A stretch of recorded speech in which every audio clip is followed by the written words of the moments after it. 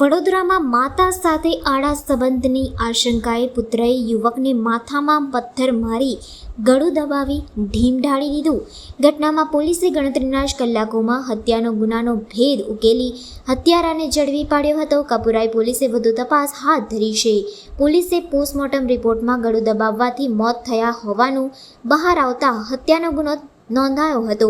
વડોદરા શહેરના તરસાલી બાયપાસ નજીકથી અજાણ્યા પુરુષની લાશ મળી આવતા પોલીસે અકસ્માતે મોતની કાર્યવાહી હાથ ધરતા પોસ્ટમોર્ટમ રિપોર્ટમાં તેનું ગળું દબાવીને તેને મારી નાખવામાં આવ્યો હોવાનું વાત સપાટી પર આવતા કપુરાઈ પોલીસે મૃતકની પત્નીની ફરિયાદના આધારે અજાણ્યા શખ્સ વિરુદ્ધ હત્યાનો ગુનો નોંધી ગણતરીના જ કલાકોમાં હત્યારાને ઝડપી પાડ્યો હતો.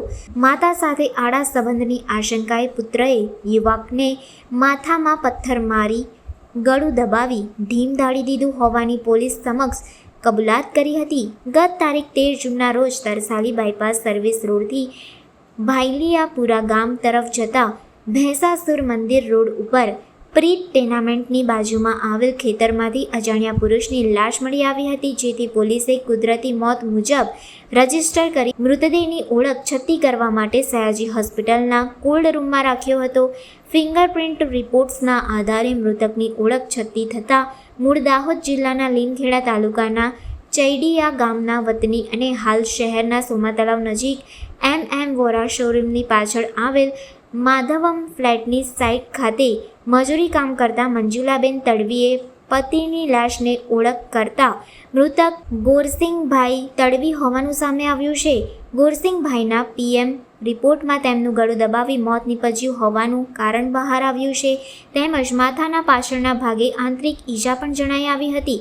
દરમિયાન LCB ઝોન 3ના તથા કપુરાઈ પોલીસે ટીમો બનાવી ઝીણવટભરી તપાસ કરતા ચોક્કસ માહિતીના આધારે નિલેશ કાંતિભાઈ રાઠોડને ઝડપી પાડ્યો હતો.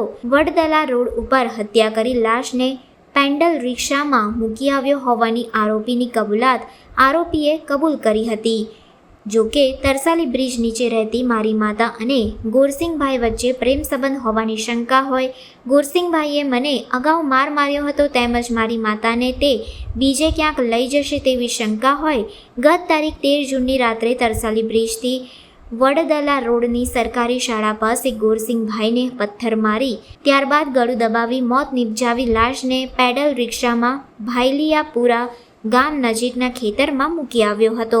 જ્યાં ઈસમની લાશ પડેલ છે, જે આધારે કપુરા પોસ્ટે મોબાઈલ જઈ અને તપાસ કરતા ત્યાં એક ઈસમની લાશ પડેલી અને તે દરમિયાન 108 મોબાઈલ પણ આવી ગયેલ અને તપાસ કરતા તે ઈસમ મરણ ગયેલ હાલતમાં હતો. પોલીસની ટીમે આસપાસ તપાસ કરતા તેમની ઓળખ કોઈ રીતે મળી શકેલ નહીં, જેથી કપુરાઈ પોસ્ટે અકસ્માત મોત નંબર 37/2025 દાખલ કરી અને પોલીસે તપાસ શરૂ કરેલ. પોલીસે આસપાસના ગામોના ગ્રામજનો છે તેમના નિવેદનો નોંધેલ, કન્સ્ટ્રક્શન સાઇટો છે ત્યાં તપાસ કરેલ, ભંગારના વેપારીઓ છે તેમની પણ પૂછપરછ કરેલ, વાહન ચાલકો છે તેમની પૂછપરછ કરેલ. તેમ છતાં પણ કોઈ ફળદાયક હકીકત મળેલ નહીં, જેથી મરણ જનાર છે તેમની લાશના ફિંગરપ્રિન્ટ લેવડાવી અને FSL ખાતે મોકલી આપવામાં આવેલ. જેના આધારે જે અજાણ્યો ઈસમ છે તેની ઓળખ થયેલ તે દિનેશભાઈ ઉર્ફે ગોરસિંગભાઈ જોખનાભાઈ તડવી, રહેવાસી તરસાલી બ્રિજ નીચે હોવાનું જણાઈ આવેલ અને તેમનું મૂળ વતન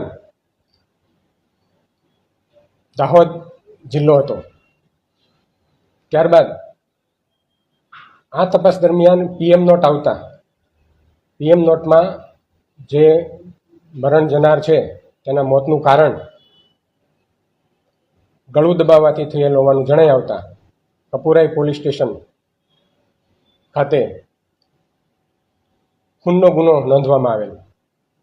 જે ગુના રજિસ્ટર નંબર 411/2025 BNS એક્ટની કલમ 103(1) મુજબ દાખલ કરવામાં આવેલ અને વધુ તપાસ માટે ડીસીપી ઝોન 3 અભિષેક ગુપ્તા સાહેબ તેમની LCB ટીમ તથા કપુરાઈ PI અને તેમની ટીમ બનાવી અને વિધિસરની તપાસ હાથ ધરતા એક શંકાસ્પદ ઈસમ મળી આવેલ, જે ઈસમની સઘન પૂછપરછ કરતા તેમણે જણાવેલ કે તેમની માતા પણ સજ્જનબેન તરસાલી બ્રિજ નીચે છેલ્લા 3 વર્ષથી રહેતા હતા અને તેમને આ જે મરણ જનાર છે તેમની સાથે સંબંધ હોવાની શંકાનો વહેમ રાખી અને આ ખૂન કરેલ હોય. આરોપી છે તેમની જે માતા છે સજ્જનબેન, તે તરસાલી બ્રિજ નીચે રહેતા હતા. તેની આ મરણ જનાર સાથે સંબંધ હોવાની આ આરોપીને શંકા હતી. વધુમાં જે આરોપી છે તેને મરણ જનારે અગાઉ માર પણ મારેલો અને તેની સાયકલ છે એ પણ ગુમ કરી દીધેલી, વેચી દીધેલી, જેની આધારે તેમણે 12 તારીખે મોડી રાત્રે